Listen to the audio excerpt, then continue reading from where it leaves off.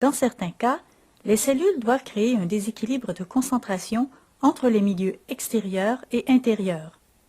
Pour ce faire, elles disposent de protéines membranaires, comme cette pompe sodium-potassium. Les ions potassium sont plus concentrés dans la cellule et diffusent vers l'extérieur.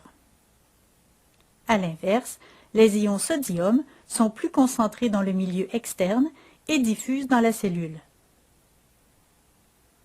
La pompe sodium-potassium se chargera de transporter les ions à l'encontre du gradient de concentration à l'aide d'énergie sous forme d'ATP.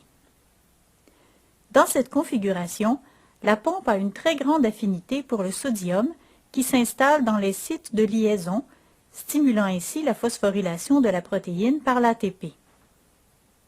Cette phosphorylation provoque la déformation de la protéine, réduisant du coup son affinité pour le sodium qui est libéré dans le milieu externe. La nouvelle conformation tridimensionnelle de la pompe lui donne une plus grande affinité pour le potassium qui s'attache maintenant au site de liaison. Remarquez qu'il s'agit de sites de liaison différents de ceux qui ont transporté le sodium.